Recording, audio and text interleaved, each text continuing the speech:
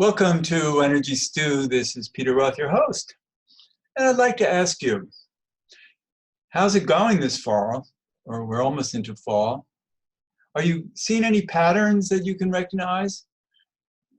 Is there anything going on that gives you expectations or perhaps high hopes? Or maybe not. So we'd like to tap into what the energies are about what's going on around us. And to help us do that, I've asked a wonderful master of tapping into patterns of reality through intuition and all kinds of divination. And she's an urban priestess and a vision coach. So I'm very happy to introduce and welcome Barbara Biziou to Energy Stew. Barbara, welcome. Oh, I'm so happy to be here, Peter. It's great. You know, this is an opportunity that both of us love, is to talk about how we vision and what we're seeing and how we can communicate it to others. Mm-hmm. And you're a really well-known communicator. You lead very active workshops, and a lot of people are very interested in your mind, in your higher mind. And so we're going to see what your higher mind is talking about. Off we go. Yeah. Right. And so we're looking at divination. You're a diviner. I love to use what I call tools, divination tools. I also have my intuition as well that I tap in intuitively, as well as using tools like, and we'll talk about it later, like the I Ching and the destiny cards. And you are really excellent in asking questions and seeking answers through your ritual experiences, right? I am, and I know it's not your way of doing it, but I love rituals. I really do. Right. I always say that I'm ritually challenged. You're surrounded by rituals, so you don't have to do it yourself. Right. Well, I do brush my teeth all the time, and I have my own rituals. But I'm more of a freewheeler. I can tap into the universe just at will anytime during the day or night, and I'm fine with that. And I've asked the other side if I need to be more formal about it, and they didn't understand why I should. But I know that a lot of people love to be more formal in the ways that they work with the universe through ritual. And you're a good friend of my wife, Deborah, and she also loves ritual, and two of you ritualize together. Right. And I just have to say, though, when you say formal, I mean, talking about your wife, we'll have, one of our rituals is to have breakfast together every, month or two. And during breakfast, we literally take a breath and pick cards for each other and get information. So it's not like it's this long, involved, formalized, we're not lighting candles, we're not chanting. We just truly just take a deep breath, connect, unplug from our kind of chattery mind, and then read each other. So that's our ritual, and it's really simple. So it doesn't have to be complicated. That's good. And yet the intention of the moment is there. So yes. You're making clear that you're in this particular moment. Absolutely. Yeah. That's really, for me, intention is the key to the whole thing. Intentionality is the science of the 21st century. It's the spiritual technology for me. And I go there all the time. Right. People say, well, how can I be intuitive? And it's really about, first, have the intention. Just know that if you have a blank mind and you have the intention of a question, whatever comes to mind is going to be fitting. Right. Right. And you can't skew it because you don't like it. You're not going to pick a card and say, I don't like that card, and throw it away and pick another card, because then it's not real. Yeah. Right. Right. So speaking of cards, I did pick a card about this coming fall. Uh-huh. And I asked just what's the nature of reality for this fall, for our country, really. It's not for the whole world. And I shuffled and drew from the 52 card deck, and I came up with the 3 of diamonds.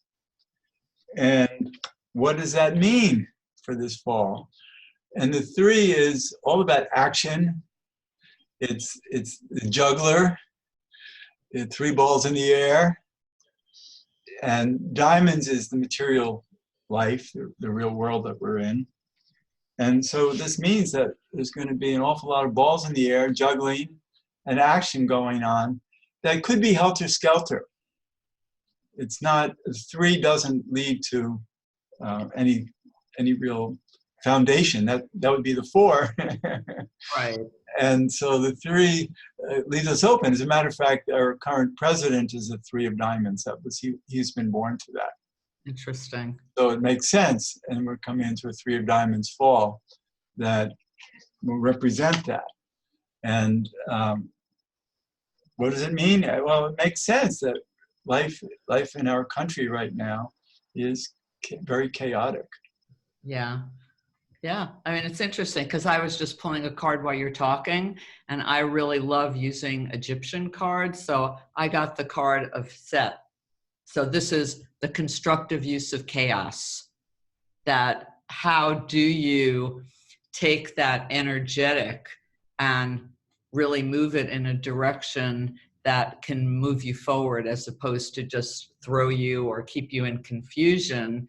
And I've been feeling that a lot. I don't know if you have, especially with the hurricanes and the earth talking, that what I'm really getting in meditation is that there is this, the universe is trying to give us a higher frequency of energy, and a lot of people aren't taking it. So it's going into the earth. And it's so strong into the earth that it has to come out someplace. So part of it is coming out in these massive storms and disruptions. And it's not necessarily a bad energy. It's just that we haven't kind of integrated it. So it's kind of gone wild a little. It's not grounded. Right. It's very confusing to a lot of people. Mm-hmm. And our minds are spinning more. Right. And don't know where to land. Right. Yeah. And we really don't know where to land. And as I was telling you before, I mean, I go back and forth between leading spiritual groups and corporate groups. And I'm finding that my quote corporate, especially these young millennials or Generation Z who are just entering, are desperate for answers. Desperate. It's like they're talking to me about their deepest, darkest secrets in the middle of a corporate seminar with 70 people, which is basically unheard of because they have no one to talk to. They don't know what to do with all this energy. They don't know where to go. Well, actually, my sense is that there's no one to talk to except it has to come from them because they're the future. Right. And they're going to have the answers that the older people don't have. Right. The older people seem to be running in circles. For sure. Yes. So it's great actually that you have the opportunity to work with these people, and even though even for them there's no answer yet, they're just watching the bad news that's going on. Right. But then you go back to your intention. What you talked about in the beginning is that for me, my intention is to give them some really practical spiritual tools that will ground them enough to find their own answers. And when we talk about intuitive and predictions and what's going on and seeing signs or symbols, unless you're that quiet and out of the monkey mind, you miss it. You miss what's going on. Right. And I think we're talking about having to go deeper to find answers. It's not on the surface. Right. And we're looking at the overall patterns of life that we're in now. And actually, the Mayans predicted that we'd be in this decade of chaos. Right. Right now. 1,000 years ago, they predicted this decade we'd be going through this. Yeah. And they also showed us that the only way out is to go within. Exactly. and Yeah. what is within. And I'm fascinated by what the within means, because I've been doing some shows lately on consciousness and the multifaceted reality that we live in. And I keep on thinking about it, because the outer world, the universe, is, according to Max Planck, who was a famous scientist 100 years ago, he showed that the universe, the size of it is about 10 to the 27th power. So I know, unless you're a mathematician, it doesn't mean much, but it's 10 multiplied 27 times, not just 10 times 27, but it expands. But if you go within, deeper and deeper and deeper within, it goes to 10 to the 35th power. Mm-hmm. So that's where all the other worlds are. So they're within where the quarks are, they're within the atoms, and every atom has a within. So when people say, oh, other realities are right here, we just can't see them. Yes, they are. They're actually within each atom. And there are, almost like universes inside. And so we can access that through stillness, through intention.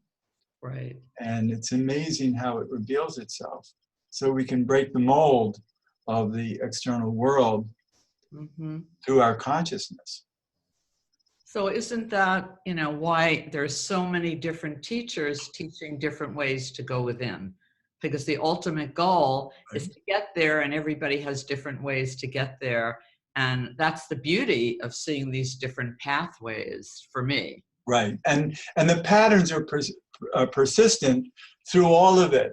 So that's why the cards and the I Ching and astrology, numerology, runes, all these different ways of tapping into patterns really is true. Yes. And we've learned how true it is. Certainly you and I have had decades of experience working with it, and are always surprised. Always surprised. And I'm always surprised too how, go back to young people, because my son, when he was in high school, was having a lot of trouble. He was one of those troubled teenagers in a way, right? And one day he said he wanted to show me something. He's an artist. He had created a runic mandala, all of runes. And I said, what is this?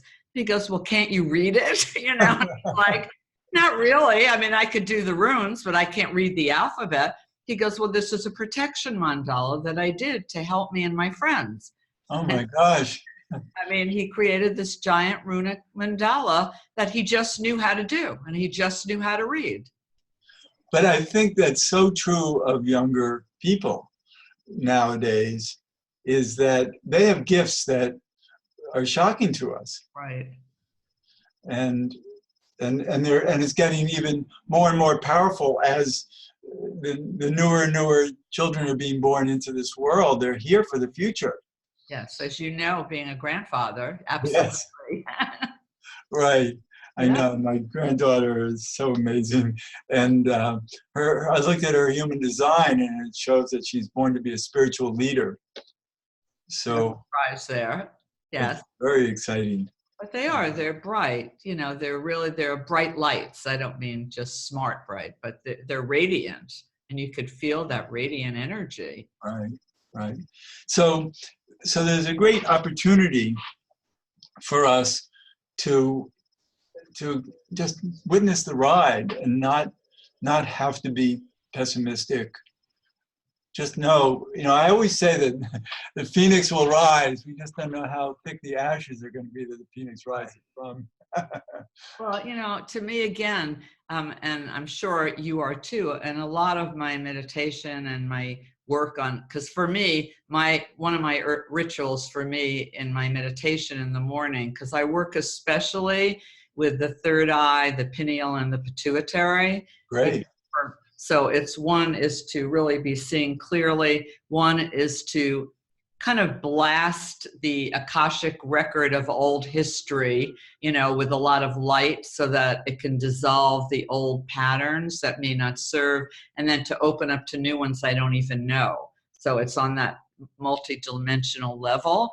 And my question I always ask every morning is, what's the most important thing for me to know today? So that I can really be open if there's something that I need to pivot on or shift or to be more open to. And I think it's important for us to ask those questions daily. Right, and that's why we're asking questions in the show of what's the most important thing we can know about this fall. Right. And, how can people prepare themselves? So what, you said that you were meditating and you had some insights? Well, I truly feel that I'm the eternal optimist. I really am. So even in the darkest of days, I feel that we could come through it. And the only way that I keep getting is that we have to come together. So yes, it starts inside, that we have to get clear.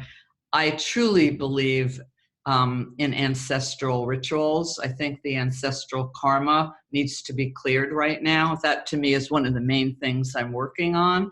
And I notice as I work on it and other people I know are working on it, kind of things are just opening up really tremendously and giving new resources and insight, and then coming together in a new way. We have to take action. It's not enough to just sit at home and meditate. That's really crucial and important. And I think what I'm really getting is we also have to really take action, whatever that means to people, but it has to be grounded.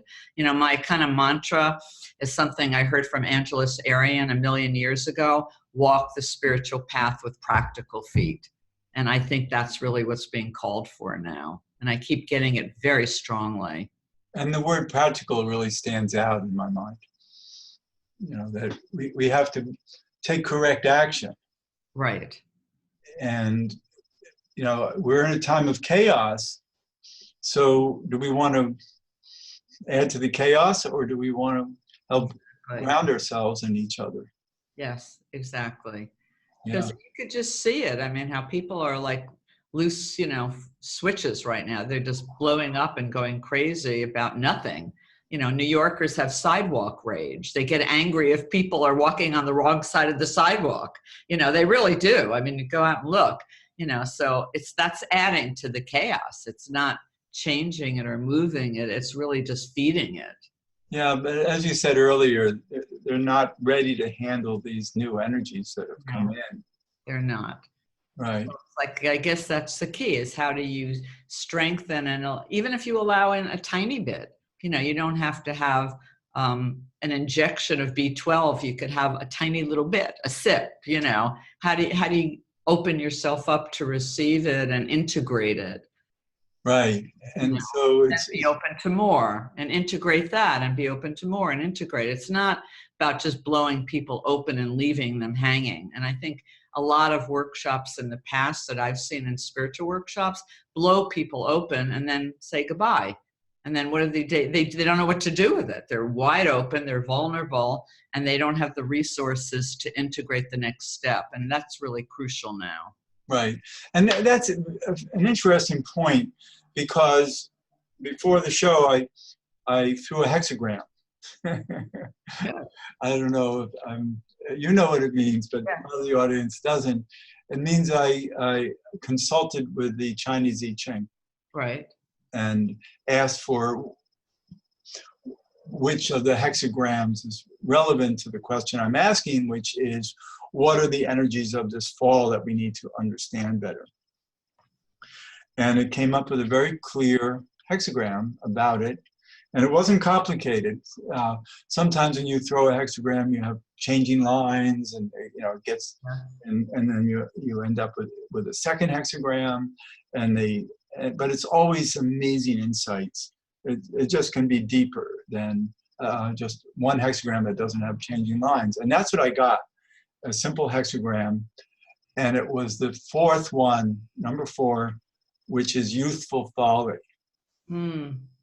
And what that really means is that it's the three of diamonds at work, is that we're in a time of learning. Youthful folly is where we're seeking knowledge. We're trying to figure things out, but we don't know enough yet. We haven't found our foundation to draw from.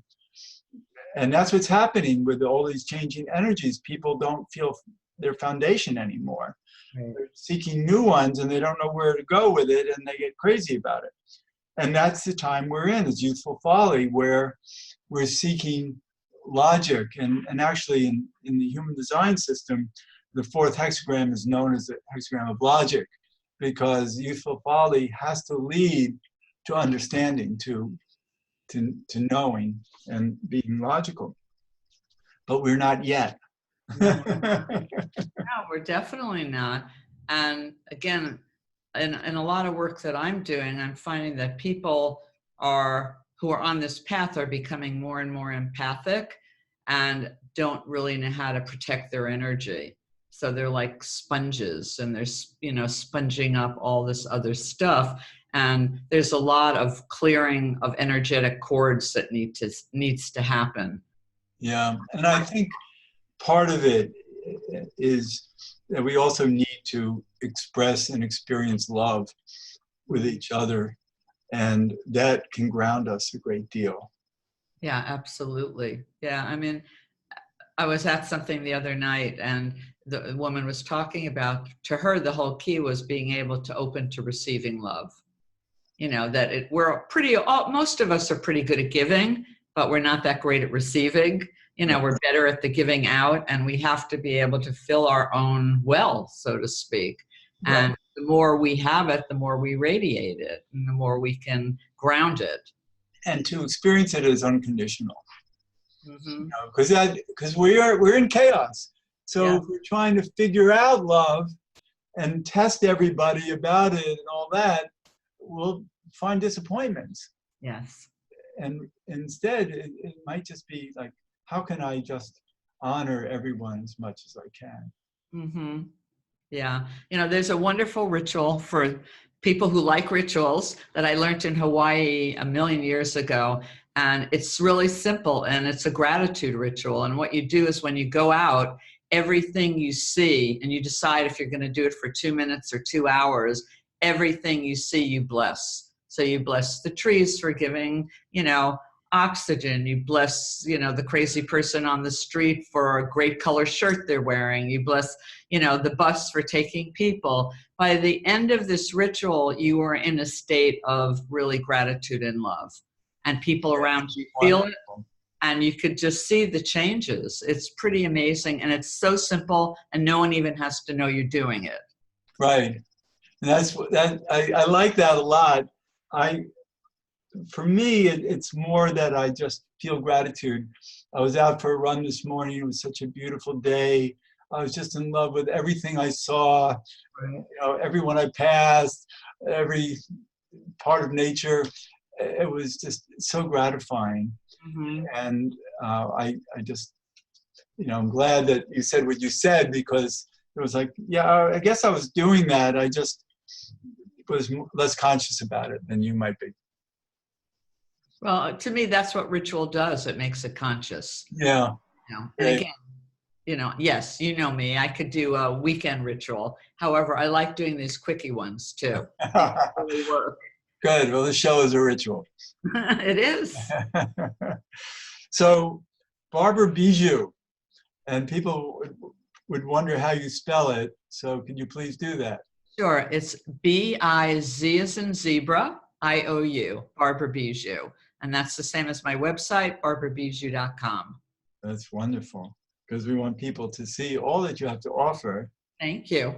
Yeah, it's so great talking with you. My mind is like spinning on so many things that you were able to express, and it's really, I think it's important that we're understanding the process that we're in, the pattern of our age now, of this time of our decade, and moving forward, and the process. And one other thing too, Peter, and I think it's very important that the male and female energies come together to partner each other. There's so much division about it. It's like, let's bring back the feminine, let's get rid of the masculine, or let's have the masculine and get rid of the feminine. I mean, it's not about that. It's about partnering, true partnering from Right, the inside out.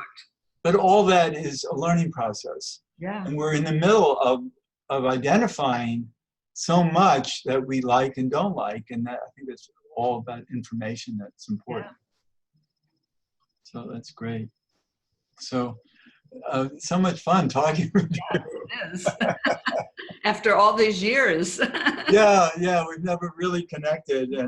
And my wife has been such a good friend of yours for so long. I know. Yeah. So I'm so grateful to.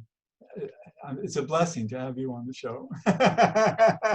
Thank you. I feel the same. A great way to start off my day. Right. And so thank you, Barbara Biziou, for being a guest on Energy Stew. My pleasure. And this is Peter Roth, your host of Energy Stew at prn.fm. I can be reached at peter@heartriver, HEART river.org. I'd love to hear from you, and thanks so much for listening.